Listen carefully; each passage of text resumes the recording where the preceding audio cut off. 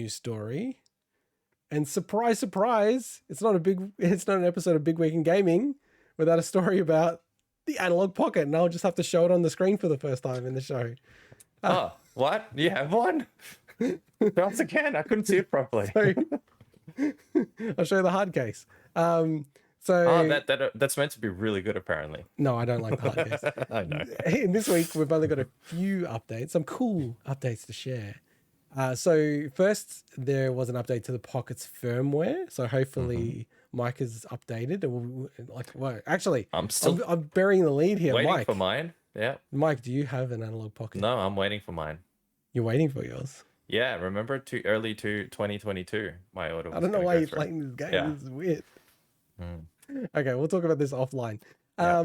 So there was an update to the firmware. I just had a few things to call out that I thought was cool. Number one, that there was a noise channel issue with Shantae, and one of the YouTubers that I really like, MVG, he actually worked on porting Shantae, so he's very familiar with that game to Nintendo Switch. And as soon as he played it, it was like, oh, the sound's not right on this, right? Wow, that's so cool. And then the developer of the FPGA, Kevtris, he actually commented on this Discord that I'm in, and he's like, damn, I knew MVG would find some problem. I'm going to have to fix this. And that was part of the fix and they actually called it out, cool. Shantae, right? And I think I'm not sure, did they write something about MVG? I don't think they did, actually. They also did a really cool update to the Game Boy original display mode. So just to kind of like make the grid pop out a little bit, it looks better. And then an important update to Game Boy Studio, and I will come to this in a second, that you can now save in Game Boy Studio games if they're in Game Boy mode, which is very important because onto the second update, there is still no jailbreak for the system, but some very clever people in the community have figured out how to get Game Boy and Game Boy Color games to play without the cartridge or flashcart. So this is not a jailbreak. This is actually stock firmware, as we say in the business. And based on the thumbnail, this is what you came to hear about. Yeah, exactly.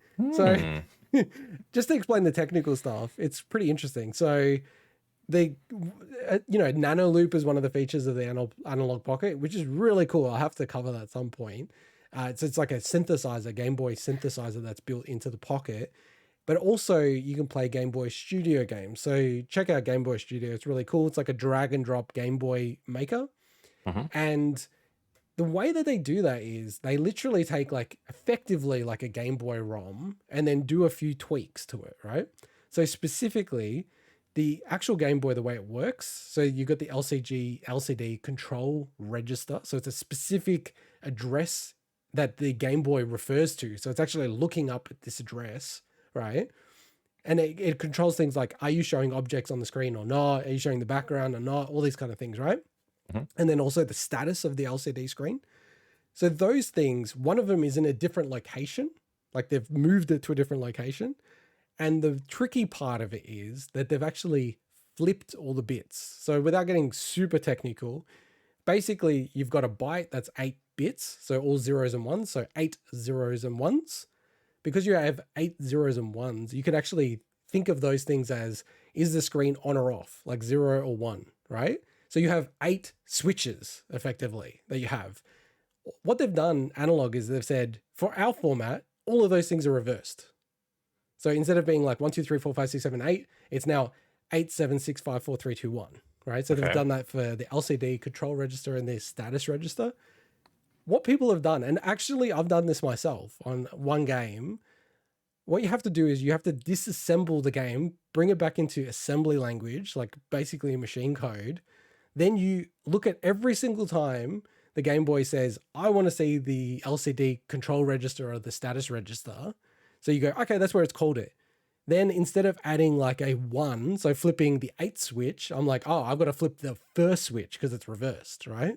So you actually have to go through every single thing, change all of those assembly code, recompile the game, and then it runs.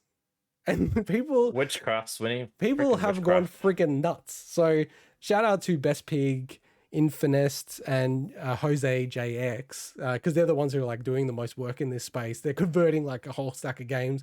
and jimmyduckegg, who collates it all onto a few different forums. So if you want to check all this stuff out, go into the Analogue Pocket subreddit. Yeah. But they've converted around 90 games from what I know. Wow. Which platforms? So Game Boy and Game Boy Color only. Okay. So this will not work, as far as I understand, ever work on like Game Boy Advance. Yep. Okay. I anticipate the Jailbreak to come out probably as part of version 1.0 firmware update. So probably next month or the month after. Or I kind of have the view, if it doesn't come out next month or the month after, it's never coming out, the Jailbreak. Wow. Like, I wouldn't be surprised. Like, I think they've done these jailbreaks kind of like, it's been this unofficial thing. And I wouldn't be surprised if they just change their mind. It's not an obligation. Like, well, they're not if they don't promising do it, to do it. Surely someone else Yes, could. Like, 100%. Someone will like, but you know, it's not the most simple device. Like, so I do wonder how hard it will be to properly hack it. But you're 100% right, Swinny. Like, inbuilt in it, it has a functionality to update the firmware. Whenever you have that, it's almost like guaranteed someone will figure out a way to break it. You've just got to load a Tony Hawk disc into it, and then cram it into the cartridge. Quickly jam it out, like open the lid. So yeah, no, I thought that this is really cool. You know, people, it's quite funny to watch people, you know, update the games and then they've missed bugs or something and then they have to do a new patch. It's all very manual and hacky and everything like that, but it's really cool. It's really funny. And it did make me shocked at how many people are just waiting for a jailbreak. Like, so many people are like, oh my God, the jailbreak's not come yet.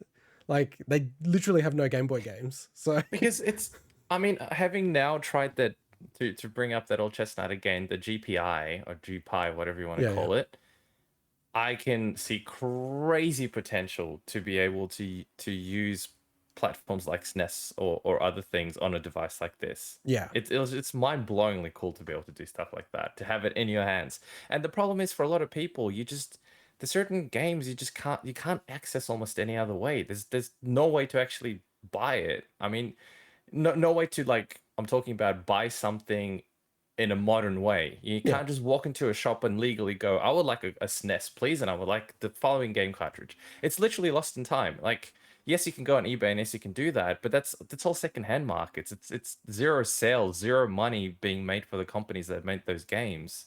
And unfortunately, this seems like a cool way to be able to experience those things for people that never got a chance in the first place. And just on that, we haven't heard anything about it, but there's 2 FPGA chips on this device, and they've specifically built it in the way the more powerful one people are able to develop for. So that's where the Game Boy Advance, Game Boy Color FPGA code sits. But you can actually overwrite that with a different sort of like core, like, so very much like a Mister, but as opposed to Mister people will get really angry if I say that.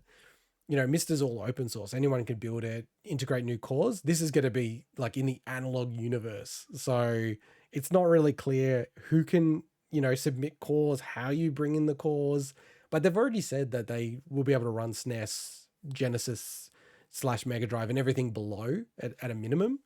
I don't think it's going to run every SNES game though, because some of the SNES games have very advanced, like, additional chips, like the Super FX2 and things like that. So yeah, I think the logic elements that these FPGA chips have, I don't think it's possible. So, but you probably get like 95% of the SNES library and below. So yeah, I mean, I like, as much as I feel like it is a beta device, it is pretty cool to be on that ground floor, seeing things flourish. Like, I'm really enjoying that part of it. So yeah, I mean, but like, this will definitely tide people over. I mean, like, this has got all the, you know, heavy hitters people have patched now, like, you know, stuff like, you know, Super Mario Land 2, you know, Kirby's Dream Land, Pokemon, like all the Pokemon games I think are done, you know. So like, this is like 90% of the library that most people think about. Like, tell me a game and I'll tell you off the top of my head if it's been patched, Winnie. Revenge of the Gator. And then don't pick ones that are like out there. And you know, I actually Revenge genuinely, of the Gator is not that out there. Actually, you asked me to pick one. No, it's a game. It's a game you used to own. I love that game so much. So and is it done or not? No, it's not. But I really want it to. Well, you asked me. What I love that. That's my favorite pinball game on the Game Boy. That's I my wasn't favorite. saying that to be an asshole. I was legitimately asking, was a branch of the game Someone done? requested it. I haven't requested any games. Okay, I think that's okay. a bit obnoxious to request games. You probably knew I was going to ask that as you were asking that question. Yeah, but look, I doubt we'll cover anything analog in the coming weeks until they do the 1.1 patch. Oh, I wouldn't put money on that. That's why I'm just joking around. Well, that And I covers doubt we're going to see the device again. which device? This one. Yes. I gotta show it like better in the light. Like I should Because show it the blends white into your one. Not that I have t-shirt. that. Yeah. I know.